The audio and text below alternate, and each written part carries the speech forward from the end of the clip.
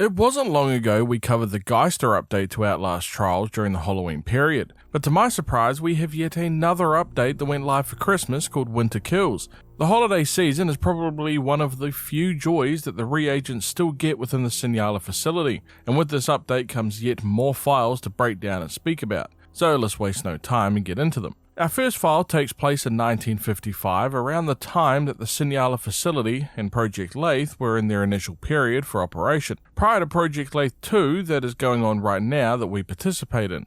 Our favourite journal writer, Easterman, puts in yet another log on August 22nd, complaining about the poor roads that lead to the Signala facility and how he misses his wife since she gave him massages. Interesting start. Anyway, we get a glimpse into the early stages of the build, explaining how he was sitting within a warehouse that could contain an army, and they will source the electricity for the facility using generators, while the water will come from Colorado or Havasu. They are in the process of hiring an architect for the facility that Avalanos will be in charge of interviewing people for. We know this job will end up being given to Moses Scarfiotti from previous files that we've covered. The collections department is working on finding subjects for both the Prime Assets and General Expop.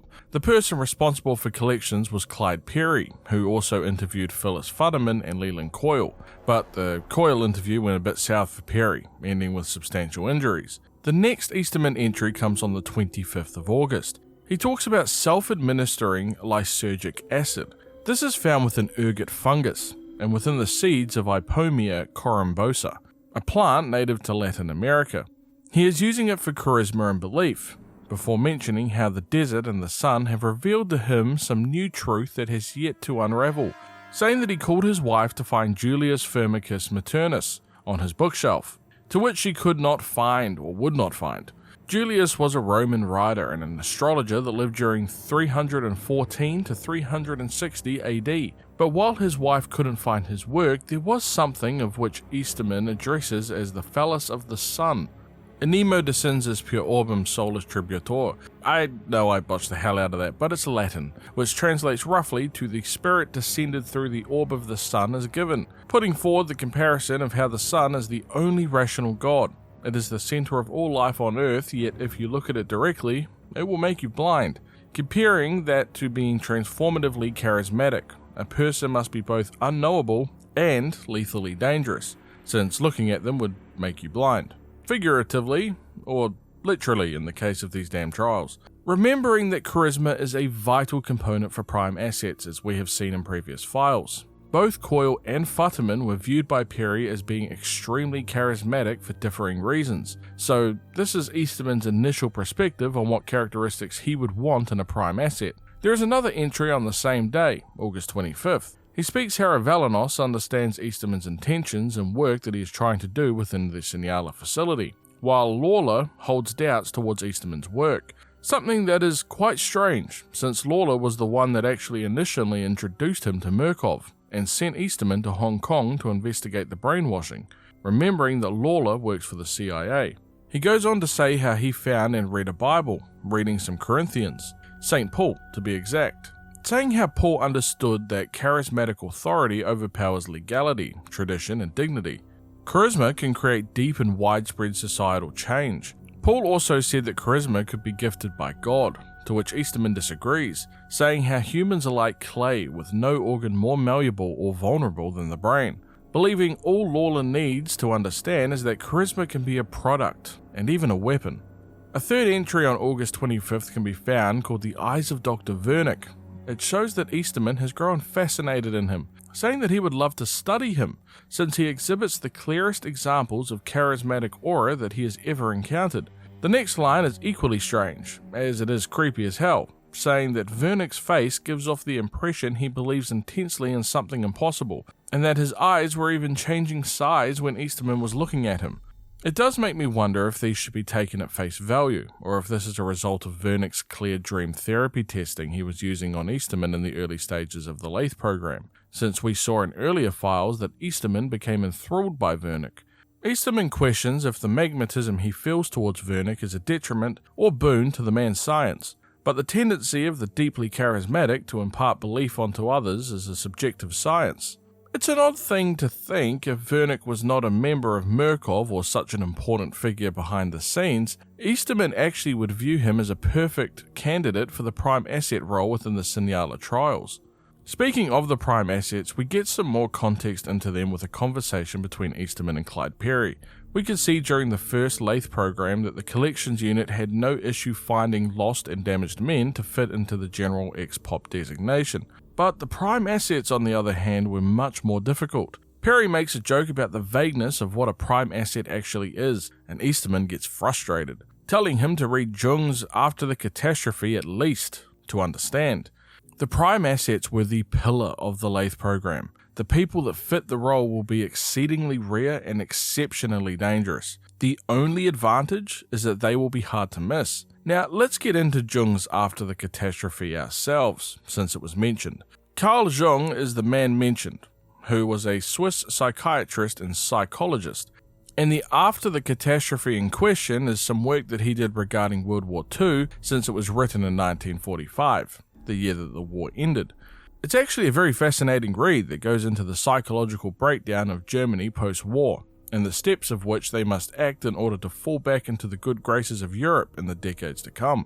And also how Europe must act to allow Germany to repent and to truly understand as a people the crimes that they committed during World War II. There are some things, however, mentioned that I think fit perfectly with what Easterman is trying to show Perry, beginning with how Germany no longer viewed what happened in the concentration camps as murder, since it was all lost in considerations of his own prestige, and that in all reality it's actually all signs of hysteria, but brings up something called the pale criminal, and I quote, "He will stoop to every kind of self-deception, if only he can escape the sight of himself. It is true that this happens everywhere, but nowhere does it happen to be such a national characteristic as in Germany. This condition can easily lead to a hysterical dissociation of the personality. This is noteworthy since Mother Gooseberry is the perfect embodiment of this description. After the death of her father, she suffered from both hysteria and dissociation, or dissociative identity disorder, to help cope with his death, taking on the Dr. Futterman personality in her hand puppet to replace her deceased father.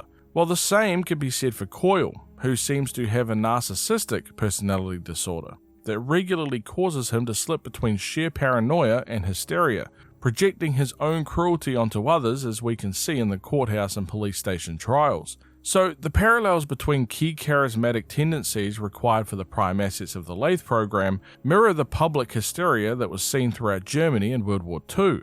Listen to this quote. "The phenomenon that we have witnessed in Germany was nothing less than the first outbreak of the epidemic insanity, an eruption of the unconscious into what seemed to be a tolerably well-ordered world. A whole nation as well as countless millions belonging to other nations were swept into a blood-drenched madness of a war of extermination." Almost sounds like brainwashing, doesn't it?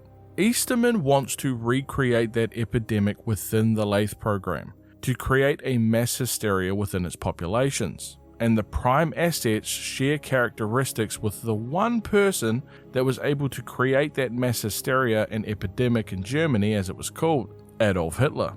Viewed as charismatic and extremely dangerous, was the person that led the rallies and helped bring in everyday otherwise normal people accepting a war of extermination, even cheering for it. So Easterman is hoping that the prime assets have a similar effect on the acting population and the reagents that enter the Sinyala trials. And on this note, we have our first file on the meeting between Easterman and Clyde Perry, called Hitler versus Mussolini. They make the comparison between both Hitler and Mussolini and what set them apart, mentioning how Carl Jung saw both of them speaking at a rally, saying how Mussolini was boisterous, strong, cheerful, and that everybody liked him.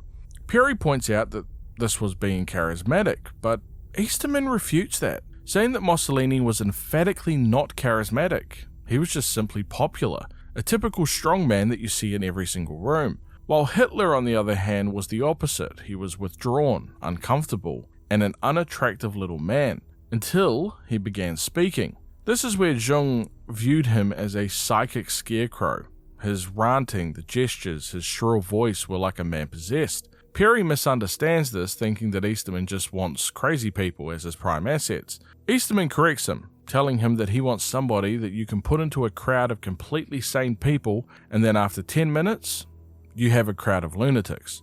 This is the purpose that Futterman and Coyle served to the reagents and the trials. We have another meeting between Eastham and Lawler, and this time is joined by Avalanos. They speak about how they'll be looking at data from Los Alamos and Mount Massive in respect to producing actionable agents, aka deployable agents that can be released into the field. Avalanos brings up Dien Bien Phu, a battle that took place between the French and Viet Minh forces. The Viet Minh were the communist and nationalist forces in Vietnam at the time. Spoiler alert, the Viet Minh surrounded the French base of 40,000 men and caused the French to go into disarray. He brings up how Eisenhower sat on his hands, despite their allies, the French, getting kicked in the head by the communists, posing the question to Easterman and Lawler why they think he did that. Lawler points out massive retaliation, how if the US engaged in Indochina it would mean nuclear war, since any retaliation would be massive retaliation. Bombs would mean more bombs, and it would be a matter of time before the Soviets got involved.